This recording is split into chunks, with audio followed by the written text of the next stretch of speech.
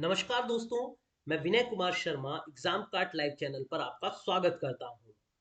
दोस्तों, आज ज्ञान पर ध्यान सेक्शन में हम जो टॉपिक पढ़ने जा रहे हैं वो बहुत ही इंटरेस्टिंग टॉपिक है और उस टॉपिक का नाम है आयुष्मान भारत डिजिटल मिशन। और ये महत्वपूर्ण क्यों है? दोस्तों, मैं आपको ये बताना चाहूंगा कि ये एक ऐसा मिशन है जो हमारे देश के जो हेल्थ सिस्टम है, जो हमारे देश का जो स्वास्थ्य क्षेत्र है, उसमें एक बहुत ही बड़ी क्रांति लेकर आएगा और हमारे देश का स्वास्थ्य तंत्र भी बिल्कुल ऐसा हो जाएगा जैसे बाकी देशों का होता है। दोस्तों, इससे पहले कि मैं इस टॉपिक पर आगे बात करूं, सबसे पहले मैं उन दोस्तों से बात करना चाहूंगा जो हमारे चैनल पर नए हैं और उन लोगों को ये बताना चाहूंगा कि ज्ञान पर ध्यान सेक्शन क्या है। दोस्तों, हमारा ये जो सेगमेंट है ज्ञान पर ध्यान, ये बहुत ही महत्वपूर्ण है। क्यों? क्योंकि हम इस सेगमेंट में सभी राष्ट्रीय और अंतरराष्ट्रीय महत्व के जो मुद्दे हैं उनका एनालिसिस करते हैं और इस एनालिसिस से हम आपको बता पाएंगे हर एक बिंदु, और उस बिंदु से आपको फायदा क्या होगा।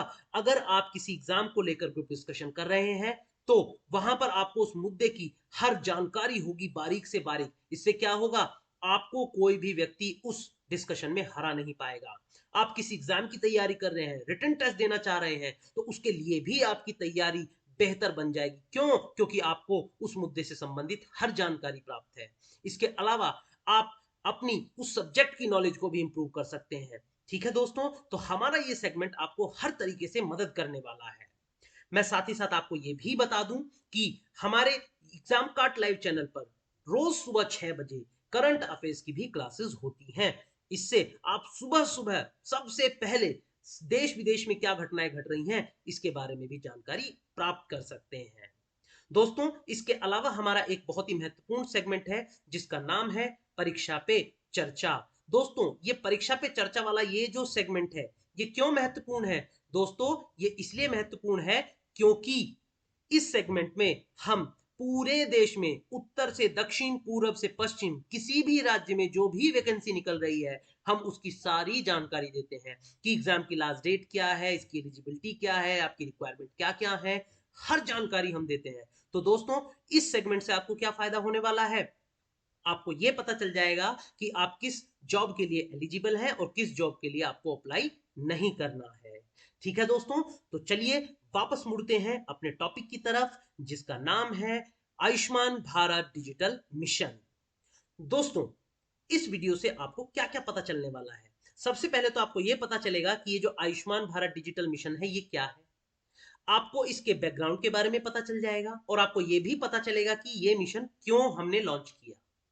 इसके बाद आपको यह पता चलेगा कि इस मिशन को जो इंप्लीमेंट करने वाली एजेंसी है वो कौन सी है, इस मिशन के फीचर्स क्या हैं, लोगों को क्या बेनिफिट यानी लाभ मिलने वाले हैं, इस मिशन के कंपोनेंट्स क्या क्या हैं और इस मिशन की सीमाएं क्या क्या हैं, यानी इसकी लिमिटेशंस क्या है। साथ ही साथ आपको यह भी पता चलेगा कि भविष्य में इसकी क्या संभावनाएं हैं, क्या रूपरेखा हो सकती है। ठीक है दोस्तों, तो चलिए आइए आगे बढ़ते हैं। दोस्तों, हाल फिलहाल में ही हमारे देश के प्रधानमंत्री श्री नरेंद्र मोदी जी ने इस योजना के लिए कुल 1600 करोड़ रुपए की राशि आवंटित की है, इश्यू की है, जो कि पूरे 5 साल के लिए लागू होगी। ठीक है दोस्तों, अब हम बात करते हैं कि यह मिशन वास्तव में है क्या। मेरे प्यारे दोस्तों, असल में जो आयुष्मान भारत डिजिटल मिशन है, इसके नाम से ही आपको पता चल रहा है कि यह वास्तव में क्या मिशन है। आप देख रहे हैं यहां पर एक शब्द लिखा है डिजिटल। ठीक है, डिजिटल का मतलब होता है किसी भी चीज का कंप्यूटराइजेशन कर देना। ठीक है, और यही इस मिशन का कार्य है। वो क्या कार्य है, आइए देखते हैं। सबसे पहले ये मिशन जो है इसलिए लॉन्च किया गया है ताकि जो हेल्थ केयर सेक्टर है, हमारा हेल्थ केयर सेक्टर, उसका डिजिटाइजेशन किया जा सके, यानी उसका कंप्यूटरीकरण किया जा सके। यानी जो भी डेटा है वो सारा का सारा ऑनलाइन अवेलेबल हो, इंटरनेट के माध्यम से कोई भी व्यक्ति उसको एक्सेस कर सके। ठीक है, साथ ही साथ एक interoperable digital health ecosystem create करना है। अब ये इंटरऑपरेबल डिजिटल हेल्थ इकोसिस्टम क्या है दोस्तों? ये है हॉस्पिटल ए, ये है हॉस्पिटल बी। एक बंदा 1 साल तक हॉस्पिटल बी में अपना इलाज करा रहा था, फिर उसको इलाज में कुछ फायदा नहीं हुआ, वो इस साल चला गया कहां पर? हॉस्पिटल बी में। तो दोस्तों, जब वो हॉस्पिटल बी जाएगा, उसको कुछ करने की जरूरत नहीं है। उसके सारे के सारे रिकॉर्ड, किस किस डॉक्टर से उसका इलाज हुआ है, कौन कौन सी दवाई खाई है, ये सब की जानकारी जो ये हॉस्पिटल बी है, ये इस हेल्थ केयर सिस्टम के माध्यम से, ये जो डिजिटल मिशन है इसके माध्यम से प्राप्त कर पाएगा। क्यों? क्योंकि उसका जितना भी रिकॉर्ड होगा वो सारा का सारा ऑलरेडी डिजिटल कर दिया जाएगा। ठीक है दोस्तों, तो ये जो inter operable digital health ecosystem है, इसका मतलब है एक दूसरे से, एक हॉस्पिटल दूसरे हॉस्पिटल से सूचनाएं साझा कर सकेगा और दूसरा हॉस्पिटल पहले वाले हॉस्पिटल के द्वारा दी गई सूचनाओं के आधार पर बेहतर परफॉर्मेंस दिखा पाएगा, जो बीमार व्यक्ति है उसका बेहतर तरीके से इलाज कर पाएगा। ठीक है दोस्तों, बात समझ में आई? तो ये जो मिशन है ये किस लिए लॉन्च किया गया है? ताकि हमारे हेल्थ केयर सिस्टम का डिजिटाइजेशन किया जा सके और जो हमारे देश में जो स्वास्थ्य तंत्र है, हेल्थ सिस्टम है, उसके लिए एक inter operable ecosystem, digital ecosystem create किया जा सके। ठीक है दोस्तों, आइए अब देखते हैं बैकग्राउंड के बारे में। ठीक है, देखिए सबसे पहले मैं आपको बता दूं, जो ये मिशन है, ठीक है, एक्चुअल में पायलट प्रोजेक्ट के तौर पर, ठीक है, शुरुआती दौर में 15 अगस्त 2020 को, ठीक है, लाल किले की प्राचीर से हमारे प्रधानमंत्री ने इसकी घोषणा की थी। ठीक है, और इसको शुरुआत में केवल 6 यूनियन टेरिटरीज में लागू किया गया था। वो 6 यूनियन टेरिटरीज कौन सी हैं? लद्दाख, चंडीगढ़, दादरा नगर हवेली और दमन दीव, पुदुचेरी, लक्षद्वीप और अंडमान एंड निकोबार। ठीक है दोस्तों, आप ये नाम देख रहे हैं, Dadra and Nagar Haveli and Dadra and Nagar Haveli and Daman and Diu. दोस्तों मैं आपको बता दूं, ये पहले दो अलग अलग यूनियन टेरिटरी हुआ करती थी, लेकिन साल 2020 में इन दोनों यूनियन टेरिटरीज को मिलाकर एक यूनियन टेरिटरी बना दिया गया। और अब इसका नाम क्या हो गया है? अब इसका नाम हो गया है Dadra and Nagar Haveli and Daman and Diu union territory. ठीक है दोस्तों, तो यहां से आपने क्या सीखा? यहां से आपने ये सीखा कि ये जो मिशन है इसकी शुरुआत हुई 15 अगस्त 2020 से। ठीक है, और इसी शुरुआत में केवल 6 यूनियन टेरिटरीज यानी केंद्र शासित प्रदेशों में लागू किया गया था। ठीक है दोस्तों, आइए अब आगे देखते हैं। अब भाई 6 यूनियन टेरिटरीज में तो लागू हो गया, लेकिन भैया ये तो पूरे देश में लागू होना है ना, तो पूरे देश में कब लागू हुआ? तो दोस्तों मैं आपको बता देता हूं, पूरे देश पे यानी राष्ट्रीय स्तर पर इसकी जो घोषणा हुई वो ही 27 सितंबर 2021 को। ठीक है, और इसका नाम क्या हुआ? अब इसका नाम हो गया आयुष्मान भारत डिजिटल मिशन यानी कि ABDM। ठीक है, तो देखो दोस्तों, देखिएगा पायलट प्रोजेक्ट पर यहां पे अंतर देखिएगा। पायलट प्रोजेक्ट के फॉर्मेट में केवल 6 केंद्र शासित प्रदेशों में इसकी शुरुआत हुई थी 15 अगस्त 2020 को, लेकिन नेशनल लेवल पे इसकी शुरुआत कब हुई? 27 सितंबर 2021 को। और दोस्तों क्या आप बता सकते हैं कि ये स्पेशली ये जो तारीख है, ये तारीख क्यों चुनी? आप बता सकते हैं? मैं बताता हूं। दोस्तों आपने सुना होगा जन आरोग्य योजना। ठीक है, जन आरोग्य योजना की शुरुआत जो हुई थी वो हुई थी 23 सितंबर को। तो इसकी एनिवर्सरी के उपलक्ष्य में इसको इसी महीने में, सितंबर 2021 के महीने में लॉन्च किया गया था। तो समझ में आ रही है ये तारीख क्यों चुनी? इसलिए चुनी। ठीक है दोस्तों, क्योंकि जन आरोग्य योजना इसी महीने में शुरू की गई थी।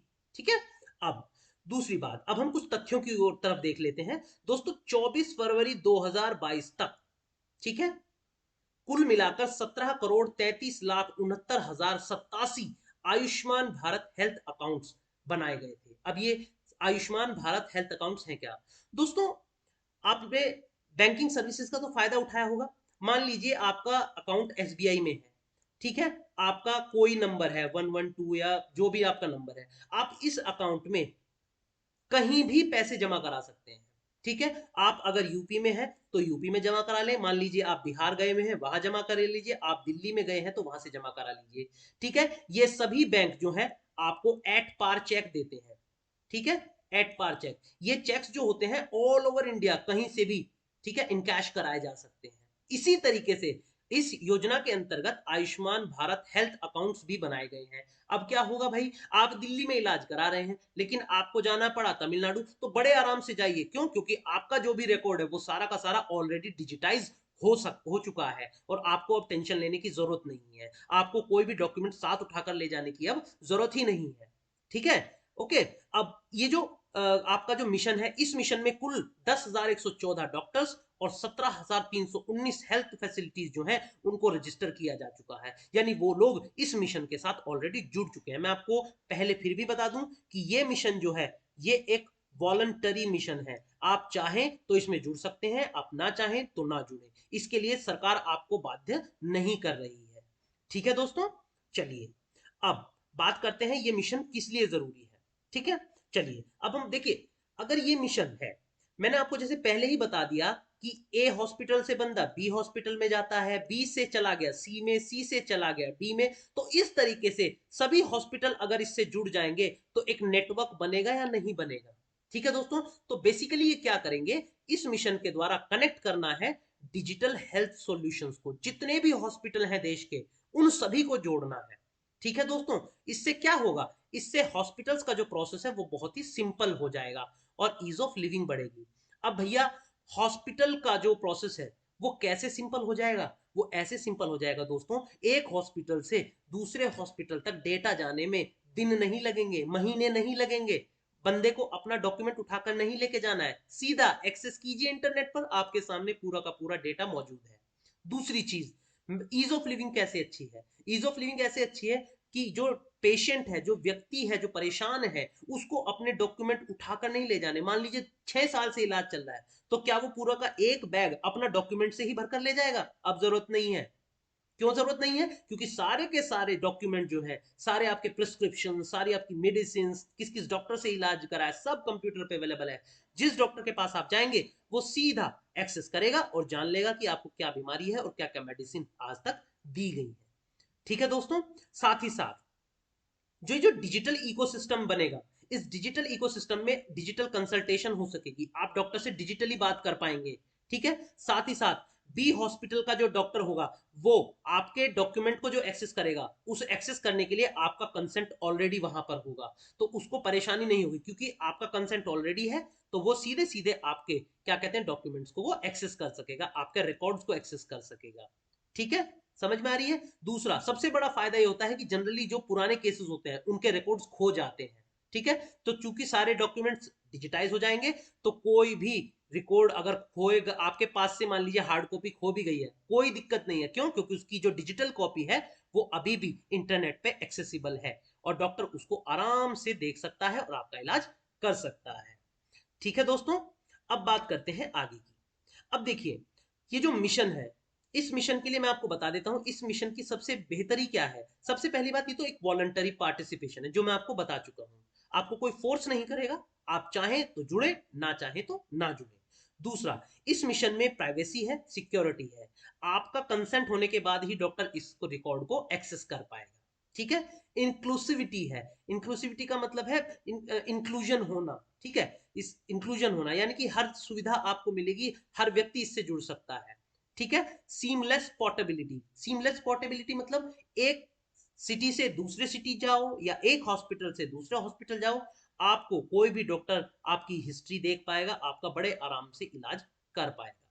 ठीक है दोस्तों, दूसरी चीज, यहां पर आपकी एक हेल्थ आईडी बनेगी, पर्सनल हेल्थ रिकॉर्ड्स होंगे, डॉक्टर से डिजिटल कंसल्टेशन मिल पाएगा, हेल्थ फैसिलिटी जो रजिस्ट्री है वो बनेगी, और टेलीमेडिसिन और ई फार्मेसी की भी सुविधा आपको उपलब्ध है, यानी कि आप ऑनलाइन भी अपनी दवाइयों को ऑर्डर कर सकते हैं। ठीक है दोस्तों, अब इसका विजन क्या है? दोस्तों एक्चुअली इस मिशन का जो विजन है वो सबसे पहला विजन ये है कि हमारे देश का जो स्वास्थ्य तंत्र है, यानी कि जो हेल्थ सिस्टम है, वो उसको एफिशिएंट बनाना चाह रहे हैं। ठीक है, यानी कि वो और बेहतर हो, जैसे जैसे समय बीते वो बहुत बेहतर होता जाए। दूसरा, वो इसको मोर एक्सेसिबल बनाना चाह रहे हैं, यानी कि केवल शहर के लोग ही नहीं, गांव तबके के लोग भी हमारे स्वास्थ्य तंत्र का पूरा लाभ उठा सके। इंक्लूसिविटी है। ठीक है, इसमें क्या होता है, हर व्यक्ति, ठीक है, चाहे वो अमीर से अमीर हो, चाहे वो गरीब से गरीब हो, वो बड़े आसानी से इसके साथ जुड़ जाए, उसको सारी स्वास्थ्य सुविधाओं का लाभ मिल सके। अफोर्डेबल बनाना, महंगा इलाज ना हो, क्योंकि जिसके पास कम पैसे हैं वो इन चीजों से, यानी स्वास्थ्य जो सुविधाएं हैं उनसे वंचित ना रह जाए। यानी अगर किसी के पास कम पैसे हैं तो भी उसको स्वास्थ्य सुविधाओं का लाभ प्राप्त हो। ठीक है, टाइमली, टाइमली मतलब पंक्चुअलिटी, यानी कि जो भी बीमारी है उसका जो भी इलाज है वो समय से हो जाए, किसी व्यक्ति को ऐसा ना हो कि इलाज ना मिलने के कारण वो बेचारे को कोई नुकसान हो जाए, कोई शारीरिक उसके साथ दुर्घटना घट जाए। ठीक है, और सबसे अंतिम लेकिन बहुत महत्वपूर्ण, ये मिशन एकदम सेफ है, जो भी रिकॉर्ड्स हैं, जो भी आपका उसमें डेटा है, वो सारा का सारा एकदम सेफ है, आपकी प्राइवेसी उसमें बनी रहेगी। ठीक है दोस्तों, अब आगे बढ़ते हैं, इंप्लीमेंटिंग एजेंसी क्या है? दोस्तों मैं आपको बता देता हूं, इसकी जो इंप्लीमेंटिंग एजेंसी है उसका नाम है नेशनल हेल्थ अथॉरिटी। और जो नेशनल हेल्थ अथॉरिटी है, इसको पहले किस नाम से जाना जाता था? इसको जाना जाता था नेशनल हेल्थ एजेंसी, और इसकी स्थापना की गई थी 2018 में। तो ये जो नेशनल हेल्थ एजेंसी है जो 2018 में बनी थी, इसी को अब किस नाम से जाना जाता है? इसी को जाना जाता है नेशनल हेल्थ अथॉरिटी के नाम से। इस मिशन को लॉन्च करना, इसकी सारी स्ट्रैटेजीज क्रिएट करना, कैसे इंप्लीमेंट होगा, वो सारा काम किसकी जिम्मेदारी में आया है? वो आया है नेशनल हेल्थ अथॉरिटी की जिम्मेदारी में। ठीक है दोस्तों, अब नेशनल हेल्थ अथॉरिटी की हम बात करते हैं। तो नेशनल हेल्थ अथॉरिटी जो है वो हमारे देश की सर्वोच्च संस्था है। किस लिए वो सर्वोच्च संस्था है? आयुष्मान भारत प्रधानमंत्री जन आरोग्य योजना को लागू करने के लिए। यानी भारत में जो जन आरोग्य योजना लागू की जा चुकी है उसको पूरे देश में फैलाने के लिए सबसे बड़ी बॉडी कौन सी है? नेशनल हेल्थ अथॉरिटी है। और जैसा कि मैं आपको पहले भी बता चुका हूं, इसकी जिम्मेदारी क्या आई है? इसकी जिम्मेदारी आई है नेशनल डिजिटल हेल्थ इकोसिस्टम बनाना। दोस्तों, मैं पिछली स्लाइड्स में आपसे इस बारे में डिस्कशन कर चुका हूं। डिजिटल हेल्थ इकोसिस्टम का मतलब है कि हर तरीके से जो स्वास्थ्य जो रिकॉर्ड है उनको मेंटेन करना, ताकि वो कहीं भी किसी भी जगह किसी भी डॉक्टर द्वारा इजीली एक्सेस किए जा जाए। ठीक है, अब मैं आपको ऑलरेडी ये चीज बता चुका हूं कि हमारी जो नेशनल हेल्थ अथॉरिटी है इसको पहले किस नाम से जाना जाता था? नेशनल हेल्थ एजेंसी के नाम से, और इसकी स्थापना हुई थी 23 मई 2018 को। ठीक है दोस्तों, चलिए अब बढ़ते हैं आगे की ओर। ठीक है दोस्तों, इसकी इंपॉर्टेंट फीचर्स क्या है? देखिए, ये जो मिशन है आयुष्मान भारत डिजिटल मिशन जो है, इसकी सबसे बेहतरीन, जो सबसे महत्वपूर्ण और प्राथमिक जो खूबी है, जो फीचर है, वो है इसका हेल्थ आईडी। देखिए, हेल्थ आईडी एक्चुअल में क्या है? दोस्तों, आप लोगों के पास आधार होगा, उस आधार में एक 12 डिजिट होती है जिसको हम आधार नंबर बोलते हैं। इसी तरीके से इस मिशन के अंतर्गत हेल्थ आईडी बनाई जाएंगी जिसमें कुल मिलाकर 14 डिजिट होंगी। क्या होंगी? उसमें कुल मिलाकर 14 डिजिट होंगी। और ये जो हेल्थ आईडी है ये हमारे लिए किस काम आएगी? दोस्तों, एक तरीके से ये हमारा यूनिक आइडेंटिफिकेशन होगा। यानी हर व्यक्ति की हेल्थ आईडी का एक अलग नंबर होगा। ठीक है, और उसी नंबर से उस व्यक्ति के जो हेल्थ रिकॉर्ड्स हैं डॉक्टर उनको एक्सेस कर पाएगा। इसी हेल्थ आईडी से बीमार व्यक्ति जो मरीज है वो एक्सेस दे पाएगा डॉक्टर्स को। समझ में आ रही है दोस्तों? क्लियर है पॉइंट? चलिए, दूसरी चीज, ठीक है, जैसा कि मैंने आपको बता ही दिया। ठीक है, हेल्थ अकाउंट है। हेल्थ अकाउंट के लिए क्या जरूरी है दोस्तों? हेल्थ आईडी जरूरी है। ठीक है, और इस आईडी से ही पता चल पाएगा कि आपके कौन कौन से टेस्ट हो चुके हैं, कौन सी डिजीज रही है, किस किस डॉक्टर को आपने अब तक देख लिया है, और कौन कौन सी मेडिसिन आपने की है, या डॉक्टर ने आपके लिए क्या डायग्नोसिस दिया है। दोस्तों, डायग्नोसिस का मतलब होता है आपकी बीमारी का पता लगाना, और उससे रिलेटेड टेस्ट का, जैसे एमआरआई, सीटी स्कैन, ठीक है, एक्सरे, ब्लड टेस्ट, ठीक है, ये सब क्या होते हैं? ये सब टेस्ट कराना, ये डायग्नोसिस के बाद डॉक्टर आपका कराता है। ठीक है, दूसरी चीज, ये जो हेल्थ आईडी है दोस्तों, ठीक है, ये एकदम फ्री ऑफ कॉस्ट है। यानी आपको इसके लिए कोई पेमेंट नहीं देना है। ठीक है, और ये जो है, ये कोशिश, ये आपको मदद करेगी आपके जो हेल्थ डेटा है उसको एनालिसिस डॉक्टर इजी से कर पाए, उसी हिसाब से आपकी बीमारी को प्लान कर पाए, और आपको जो भी स्वास्थ्य सुविधाएं हैं वो प्रोवाइड करा सके। ठीक है दोस्तों, तो हेल्थ आईडी आपको यहां पर बेनिफिट करेगी। ठीक है, आगे बढ़ते हैं। इसकी दूसरी जो फीचर है वो है health care facility and professionals registry. ठीक है दोस्तों, मैं आपको बता देता हूं, इस मिशन के अंतर्गत health care professional registry create की जाएगी, और साथ ही साथ हेल्थ केयर फैसिलिटीज रजिस्ट्री आपकी क्रिएट की जाएगी। एक्चुअली ये HFR है क्या? आपने, आप सभी की ईमेल आईडीज होती हैं। ठीक है, ये एक ईमेल आईडी की भांति ही एक आईडी है। ठीक है, और इसी के आधार पर आपके सारे के सारे जो डेटा हैं वो इलेक्ट्रॉनिक, ठीक है, इलेक्ट्रॉनिक वे में रिकॉर्ड किए जाएंगे, रजिस्टर किए जाएंगे, और फिर जो मेडिकल प्रोफेशनल्स होंगे वो इजीली इसके माध्यम से आपके डेटा को एक्सेस कर पाएंगे।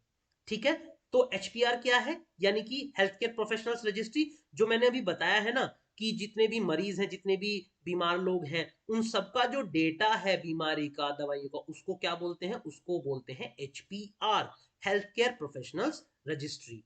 ठीक है दोस्तों, क्लियर है? और ये दोनों ही सर्विसेज में फायदेमंद होगी, चाहे वो मॉडर्न हो चाहे वो ट्रेडिशनल सिस्टम हो। ठीक है दोस्तों, आइए इसके बाद अगली जो इंपॉर्टेंट फीचर है इसकी आयुष्मान भारत डिजिटल मिशन की, वो यही है कि दोस्तों, ये एक तरीके का ऐसा मिशन है जो एक फ्रेमवर्क बनाएगा। किस चीज के लिए? ताकि टेक्नोलॉजी और जो प्रोडक्ट टेस्टिंग है ठीक है, वो बहुत बेहतर तरीके से हो जाए। और इसमें चाहे प्राइवेट प्लेयर्स भी आ जाए, प्राइवेट प्लेयर्स मतलब प्राइवेट हॉस्पिटल्स वगैरह जो भी हैं, जो भी इस मिशन का हिस्सा बनना चाहते हैं वो इसमें आकर जुड़ जाए। ठीक है, और इससे क्या होगा, इससे अगर सभी हमारे जो हॉस्पिटल्स हैं, चाहे वो गवर्नमेंट हॉस्पिटल्स हैं चाहे वो प्राइवेट हॉस्पिटल्स हैं, वो जुड़ते हैं, तो दोस्तों इसमें क्या होगा, जो इंफॉर्मेशन होगी, ठीक है, वो क्या होगा, वो बहुत ही इजीली एक्सेसिबल हो जाएगी, बहुत एफिशिएंटली लिंक किया जा सकेगा। एक इंफॉर्मेशन को दूसरी इंफॉर्मेशन के माध्यम से बहुत आसानी से हम लिंक कर पाएंगे और चीजों को एक्सेस करना बहुत आसान हो जाएगा। ठीक है, आइए अब देखते हैं हम इसके बेनिफिट्स क्या है। दोस्तों मैं आपको बता देता हूं कि अगर ये मिशन पूरे तरीके से लागू हो जाता है, ठीक है, हम सब इसका पूरा लाभ उठाना चाहते हैं, तो इससे क्या होगा, इससे जो होगा, it will ensure ease of doing business for doctors. Doctors के लिए अपना काम करना बहुत आसान हो जाएगा। क्यों? क्योंकि जो मरीज है जिसको वो देख रहे हैं, ठीक है, उनका हाथों हाथ एक्सेस करते ही डेटा मौजूद है, किस डॉक्टर ने क्या कहा, डॉक्टर से सीधा एक्सेस होगा। ठीक है, दूसरी चीज, हॉस्पिटल्स और हेल्थ केयर प्रोवाइडर्स भी, ठीक है, उनका भी जो स्टाइल है, वे ऑफ वर्किंग है, वो आसान हो जाएगा। ठीक है, दूसरी चीज, it will enable access and exchange of longitudinal health records of citizen with their consent। Automatically बंदों का, जो भी बीमार व्यक्ति है, जो भी सिक पीपल है, उनका कंसेंट होगा और इजीली उनके जो रिकॉर्ड्स हैं उनको एक्सेस किया जा सकेगा। साथ ही साथ आपने देखा होगा, जैसे हम लोग पेमेंट करते हैं आजकल, पेमेंट हम फोन पे से कर सकते हैं, हम गूगल पे से करते हैं, आजकल तो व्हाट्सएप पे भी आ गया है। ठीक है, इसके अलावा अमेजोन पे है, हमारे पास बहुत सारे तरीके हैं और इन सभी तरीकों को कौन एक्सेस करा पा रहा है, कौन हमारे लिए सुविधाजनक बना रहा है, यूपीआई। ठीक है, जिसका फुल फॉर्म है यूनिफाइड पेमेंट इंटरफेस। इसी तरीके से जैसे पेमेंट कैश के मामले में यानी पेमेंट के मामले में यूपीआई होता है, इसी तरीके से डिजिटल हेल्थ सिस्टम में भी इसी तरीके का एक सोर्स होगा। ठीक है, इसी तरीके से, यानी हर बंदे, जैसे हर बंदे का अपना यूपीआई होता है, ऐसे ही हर बंदे का अपना एक आइडेंटिफिकेशन रिकॉर्ड होगा। ठीक है, आइडेंटिफिकेशन नंबर होगा। ठीक है, मैंने अभी थोड़ी देर पहले ही आपको ये चीज बताई है वैसे। ठीक है, अब इसके मेन कंपोनेंट क्या है, दोस्तों ये मैं आपको ऑलरेडी बता चुका हूं, जो भी बीमार व्यक्ति होगा उसका एक आयुष्मान भारत हेल्थ अकाउंट बनेगा, यानी आभा। उसके लिए एक हेल्थ फैसिलिटी रजिस्ट्री होगी जिसमें उसके सारे रिकॉर्ड्स होंगे। साथ ही साथ यूनिफाइड हेल्थ इंटरफेस होगा, जैसे मैंने अभी बताया, जैसे यूपीआई होता है इसी तरीके से यहाँ पे यूएचआई होगा, यूनिफाइड हेल्थ इंटरफेस। ठीक है, इसके अलावा हेल्थ केयर प्रोफेशनल्स रजिस्ट्री होगी, ठीक है, डॉक्टर्स वगैरह जो भी हैं उन सब का इसमें इंफॉर्मेशन होगा। ठीक है दोस्तों, अब सबसे बड़ी बात है, ये सब लागू तो हो जाए, लेकिन इनकी सीमाएं क्या क्या है। ठीक है, देखिए दोस्तों, इनकी सबसे बड़ी सीमा जो है यहाँ पर, ठीक है, सबसे बड़ी सीमा है इंटीग्रेशन। देखिए हमारा देश बहुत बड़ा है, ठीक है, तो इन सभी ये जो जितनी भी सुविधाएं चल रही हैं, इनकी कंटिन्यूटी बनी रहनी बहुत जरूरी है। और कंटिन्यूटी तभी बनी रहेगी जब हम इनको कंप्लीटली इंटीग्रेट करेंगे। ठीक है, कंप्लीटली इंटीग्रेट का मतलब है इनको full state of art technology वगैरह हर तरीके से इनको सपोर्ट करेंगे, तो ये मिशन पूरे तरीके से बहुत अच्छे एफिशिएंटली हमारे देश में चलता रहेगा। दूसरी प्रॉब्लम है हमारे यहाँ की डिजिटल डिवाइड। दोस्तों सबसे पहले तो मैं बता दूं, ये डिजिटल डिवाइड है किस चीज का नाम। देखिए, आप अगर अर्बन एरियाज में रहते हैं या कुछ लोग रहते हैं रूरल एरियाज में, दोस्तों कुछ लोग ऐसे हैं जो इंटरनेट को बहुत इजीली एक्सेस कर सकते हैं और कुछ लोग ऐसे हैं जो इंटरनेट को इजीली एक्सेस नहीं कर सकते हैं। तो भाई जब ये मिशन है, इस मिशन के अंतर्गत जब आप अपनी Ayushman Bharat digital mission app download करेंगे, तो जो अर्बन एरिया का बंदा होगा वो तो इजीली एक्सेस कर लेगा, डाउनलोड कर लेगा, लेकिन रूरल वाले को अपनी आईडी बनाने में दिक्कत आएगी। तो ये जो है, यानी जो एक्सेस है डिजिटल सर्विसेज को तक अपनी पहुंच बनाने का जो डिफरेंस है, जो अंतर है लोगों के बीच, उसी को हम क्या कहते हैं, डिजिटल डिवाइड। लेकिन इस मिशन के अंतर्गत फिर भी एक इस ये वाली जो प्रॉब्लम है, इसका समाधान सरकार ने कर दिया है। जो लोग अपने मोबाइल से कर सकते हैं वो मोबाइल से कर ले, या जो लोग मोबाइल फ्रेंडली नहीं है, जिनको नहीं समझ में आ रहा, जो नहीं कर पा रहे हैं इंटरनेट को एक्सेस, वो अपने कोई नियर बाय जो हॉस्पिटल है उस हॉस्पिटल में जाके अपनी आईडी बनवा सकते हैं। तो दोस्तों वैसे कुछ सीमा तक ये जो डिजिटल डिवाइड वाला प्रॉब्लम है इसको सॉल्व कर दिया गया है। ठीक है, तीसरी प्रॉब्लम जो है डेटा ब्रीच की है। यानी कि देखिए, जब आप सभी के रिकॉर्ड कंप्यूटर में डिजिटली स्टोर होंगे, ठीक है, इंटरनेट पे एक्सेसिबल होंगे, तो दोस्तों कहीं ना कहीं डेटा की जो ब्रीच होगी उसकी प्रॉब्लम रहेगी। तो सरकार को यह भी सोचना है कि जो डेटा ब्रीच है वो कभी भी ना हो और हर व्यक्ति की जो इंफॉर्मेशन है उसकी प्राइवेसी बनी रहे। ठीक है, क्यों? क्योंकि इस तरीके का काम यदि किसी प्राइवेट कंपनी को दिया गया तो वहां पर इन चीजों का इंफॉर्मेशन का लीक होने का चांसेस बना रहेगा। अब दूसरा जो कंसर्न है, जो लिमिटेशंस है, वो है किसकी? High requirement of skilled labour. क्योंकि दोस्तों ये एक डिजिटल मिशन है, ठीक है, क्योंकि डिजिटल मिशन है यानी इसका संबंध सीधा सीधा किससे है? कंप्यूटर और इंटरनेट से। तो भैया कंप्यूटर और इंटरनेट से अगर इसका संबंध है तो जितने भी लोग इससे जुड़ेंगे वो सारे के सारे स्किल्ड होने चाहिए, उनके अंदर कंप्यूटर का नॉलेज होना चाहिए। तो दोस्तों जैसे जैसे ये मिशन अब बढ़ता जाएगा वैसे वैसे जो इसकी लेबर फोर्स है वो भी बढ़ती जानी है, तो उस चीज का मैनेजमेंट भी रखना पड़ेगा। ठीक है, तीसरी चीज है इनएडिक्वेट प्राइमरी हेल्थ केयर डाटा। सबसे बड़ी बात होती है जो प्राइमरी हेल्थ केयर सेंटर है, ठीक है, हमारे देश में, ठीक है, उनका जो स्टाफ है, ठीक है, उनका जो इंफ्रास्ट्रक्चर है वो इतना बेहतरीन नहीं है अभी भी कि वो बहुत अच्छे से परफॉर्म कर सके। चलिए उनको अगर हमने जोड़ भी दिया लेकिन वो best health care facility provide कैसे कराएंगे?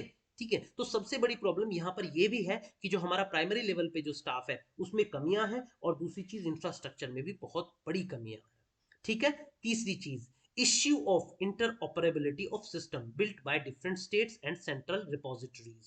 अब अलग अलग राज्य होंगे, एक यूपी है, एक तमिलनाडु है, एक उत्तराखंड है, अलग अलग राज्यों की डिपॉजिटरी बनेगी। उन सारी की सारी डिपॉजिटरीज को मिलाकर एक सेंट्रल डिपॉजिटरी बनाना ये भी अपने आप में एक हरक्यूलियन टास्क है।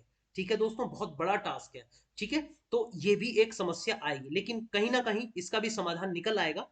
ठीक है दोस्तों, क्योंकि कहीं ना कहीं से तो शुरुआत हम लोगों को करनी ही पड़ेगी अगर देश में हेल्थ सिस्टम को बेहतर बनाना है तो। ठीक है, तो दोस्तों अब हम बात करना चाह रहे हैं कि भविष्य में आगे क्या है। ठीक है, देखिए दोस्तों ये जो मिशन है ये एक्सपेक्ट कर रहा है ताकि जो इंप्रूव किया जा सके, जो इक्वेटेबल एक्सेस है क्वालिटी हेल्थ केयर को, यानी कि जो हमारे देश में जो हेल्थ केयर सिस्टम है उसको बेहतर बनाना है। लेकिन डिजिटल है तो बेहतर कैसे बन पाएगा? ताकि ज्यादा से ज्यादा टेक्नोलॉजी का यूज लोगों के द्वारा कराया जा सके, लोगों को प्रेरित किया जा सके ज्यादा से ज्यादा टेक्नोलॉजी से जुड़े, तभी जाकर ये वाली जो हमारी फैसिलिटी है आयुष्मान भारत डिजिटल मिशन, ये एक ग्रैंड सक्सेस बन पाएगा। ठीक है दोस्तों, बात समझ में आई आपको? तो दोस्तों यहां पर मेरा लेक्चर आज का खत्म होता है। उम्मीद करता हूं कि आपको ये मेरा लेक्चर समझ में आया होगा और आपको इससे बेनिफिट जरूर मिलेगा।